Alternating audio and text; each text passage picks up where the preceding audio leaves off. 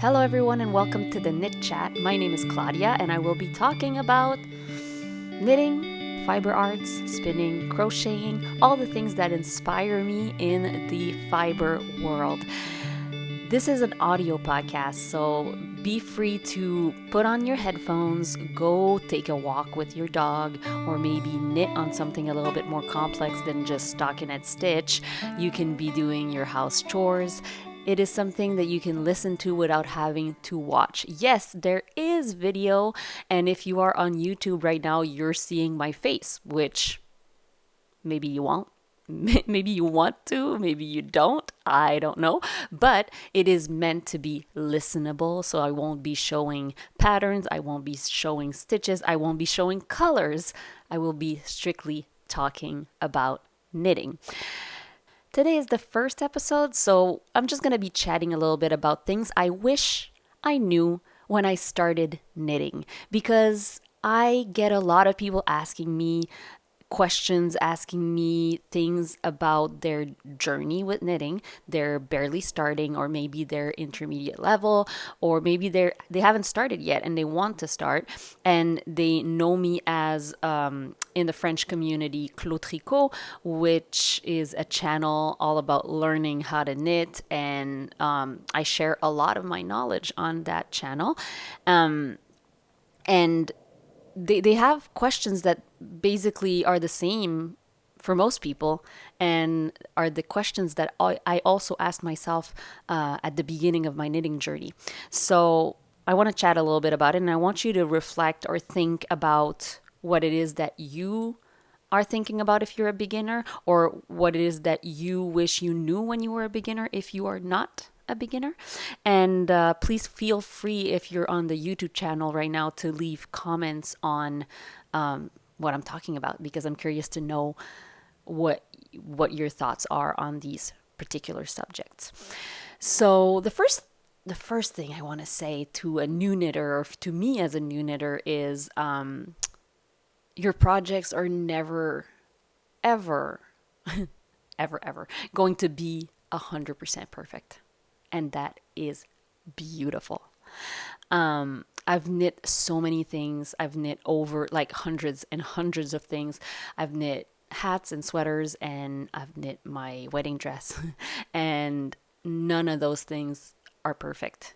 I can very much, if I look at every single project, I will find something that might be a mistake, or it might be something that I wish I had done a little bit differently, or it can be a choice of fiber that might not be the best for that kind of project. But what I want you to think of is those projects are unique, they're beautiful on their own, and even if there is a mistake in that project, that mistake has a story.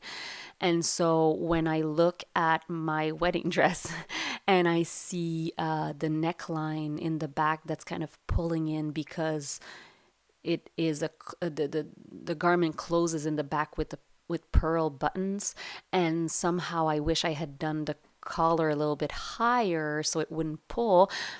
When I look at it, I don't see it as, a defect or something that could have been more beautiful. What I see is a picture of me and my husband looking in each other's eyes, and you can see the dress from the back, and you can see me from the back, and all I see is, the happy moments that we shared. And those things are very precious.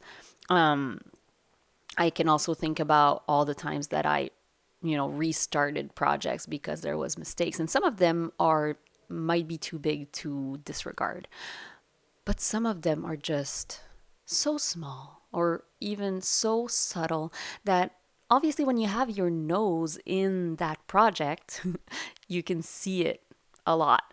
But when you back away from it, that little mistake gets lost in the rest of the project and becomes part of the project. And most people will never even notice. I can tell you, most people don't even think that I've knitted my own sweaters before I start talking about the fact that I'm a knitter. So even though those projects to me don't look necessarily professionally finished, people see them as something that they could have bought maybe in a store. Is that a positive? Is that a negative? I don't really know, because some of them are very unique, and I really sometimes wish people would see them for what they are, which is hundreds and hundreds of hours of work. But I digress. That's not necessarily the point of what I'm saying. What I'm saying is no project will be 100% perfect, but take the time to appreciate what you're putting into it and the effort, and stop thinking that because your project has a mistake, it has to be, put to the side, or it has to be started again. You have to have this discussion with yourself on all these hours that I put into this garment, or sock, or whoops, whatever it is that mistake going to devalue all of that? And generally, I would say it doesn't. It doesn't. It makes it really special. So that's one thing.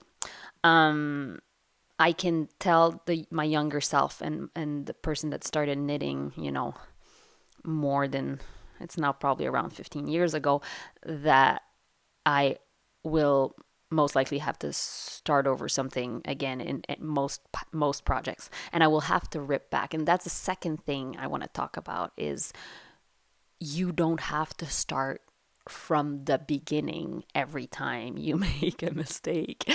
I see it so often in questions. When people make mistakes, they are very prone to like ripping everything and starting from scratch. And I get those comments all the time. Claudia, I made a mistake. I took everything off the needle and ripped back, and I'm starting over. I would say the only reason to start over completely is if the sizing is completely wrong. If the sizing is wrong and things don't fit from the get-go, then yes, you have to start over. Sure. But if you have a mistake anywhere, mostly anywhere, you can either fix that mistake alone. That one little mistake can be fixable, and a little Google search will find you a bunch of tutorials on how to fix mistakes. Or you can be ripping back to the point of the mistake, which means that you can put a lifeline. And then people often say, yes, but I forgot to put a lifeline, and now I don't have a lifeline, so I can't. Wrong. You can put a lifeline in your knitting afterwards. You can always go back and run a thread through the stitches that mark where you want to like keep that part of the work, and rip back to that area. All those things I'm talking about, I have tutorials on them in French. And I know that not everyone speaks French, but sometimes just visual can help you. Eventually, I do plan on making more tutorials in English on my channel, and I'm hoping it's something that you will appreciate as well. That being said, don't rip out things because there is a mistake. Most mistakes are fixable. That's another thing I wish I knew when I started, and I hope everybody now knows. Another very important thing is that the yarn you purchase will not be ruined by knitting it. So knit it.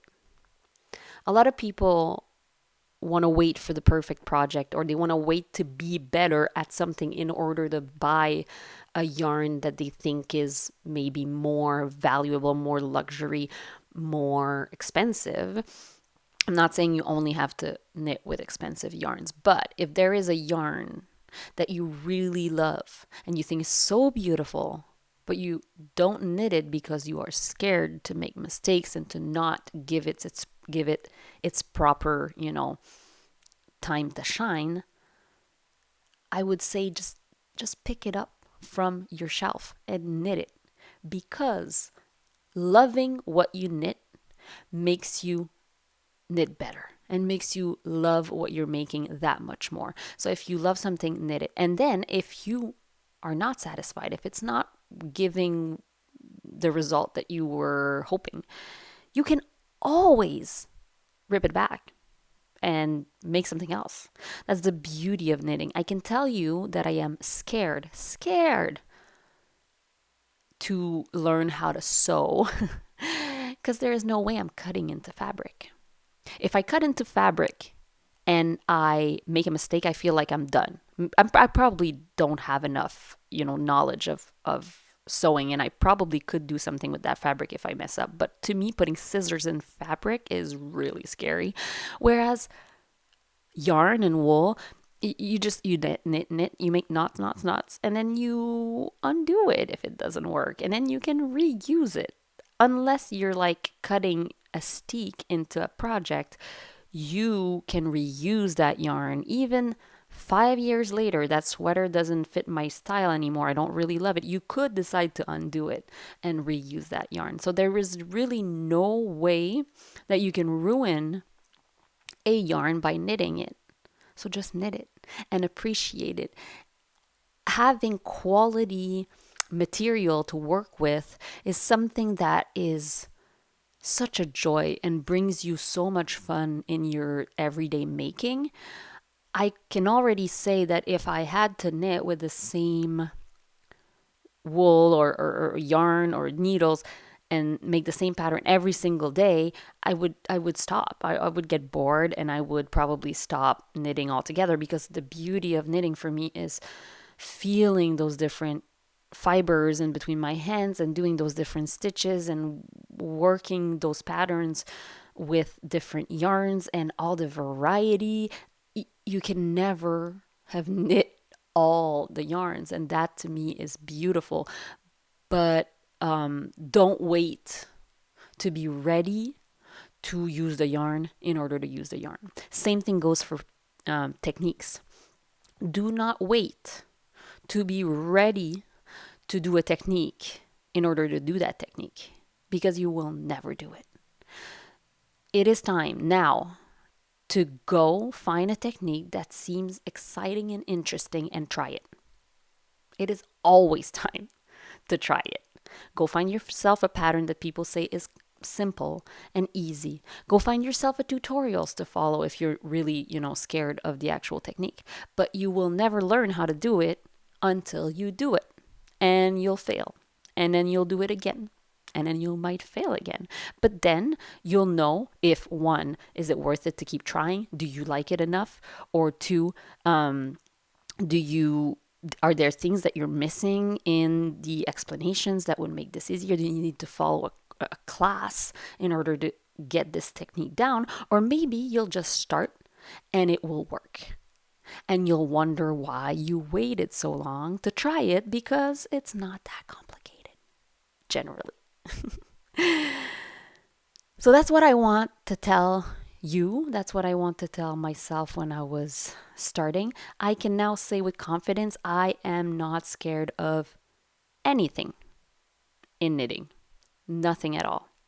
There are techniques that I haven't tried yet, but it's not because I'm scared. It's because there's so many techniques to try. So some I've not tried because I haven't had the time yet, or some I haven't tried because they don't just generally not appeal to me, possibly. But it is worth trying all the things that you're curious about, even if you're a beginner, even if, yeah, even if, just try it. I also want to say to you, because that's something that I struggle with, all the yarn that is available out there, there will be more.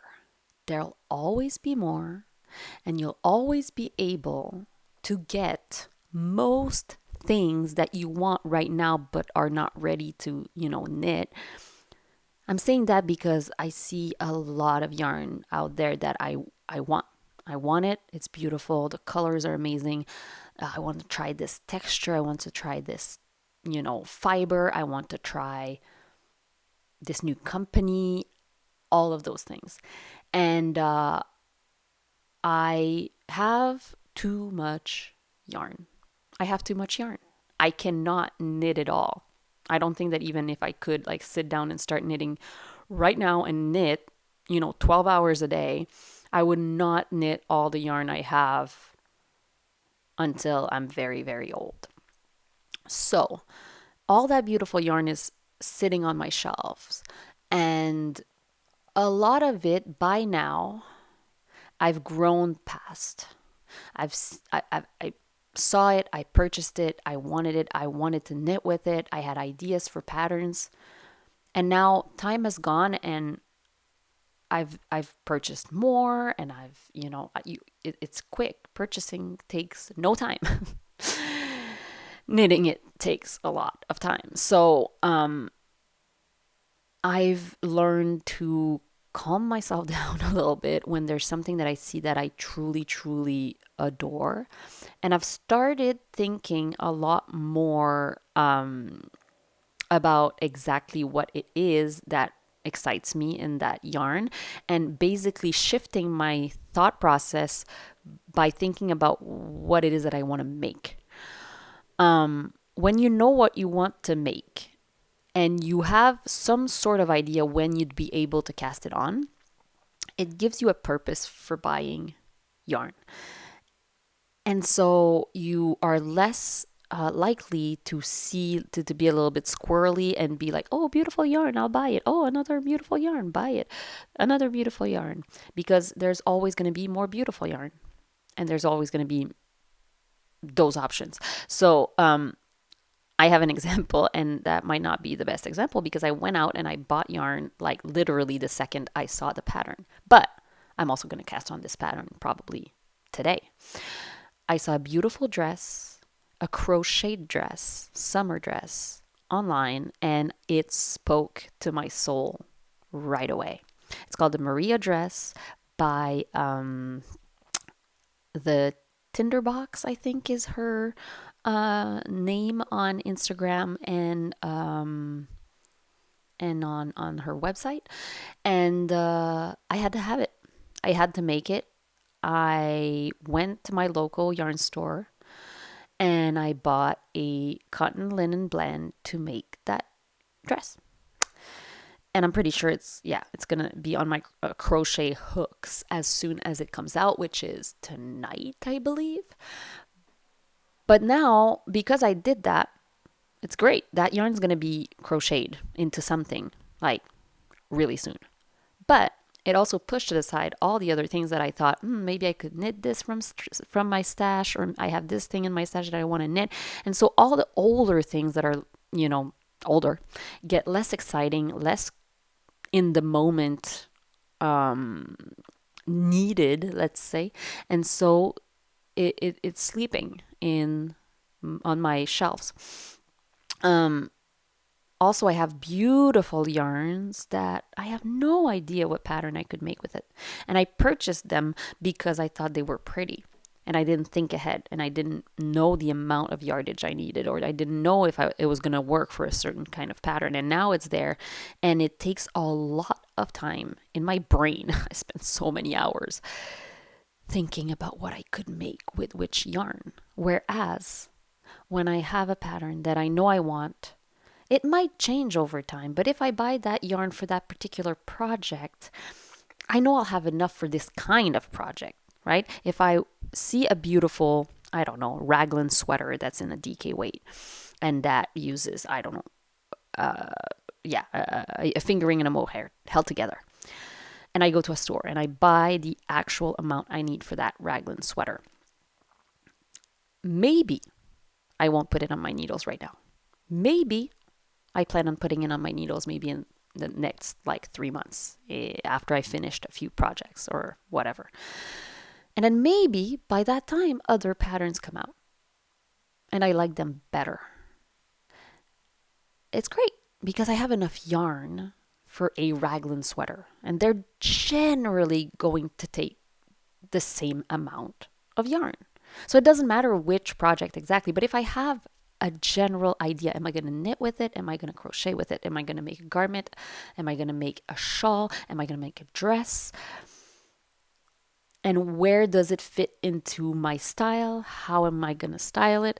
All those things make it so I have way less FOMO about buying yarn. So when I see really beautiful yarn online and I feel that pull, that I really want this, it's so pretty, then I dial it back a bit and I go, wait a second, is that something I could purchase later? Like, is it something unique to the point that I will never, ever see anything that looks like this ever in my life? And generally, the answer is no. Will I ever see something? Generally, the answer is yes. And so I know I'll see it again. So why am I kind of pushing myself to purchase this yarn right now when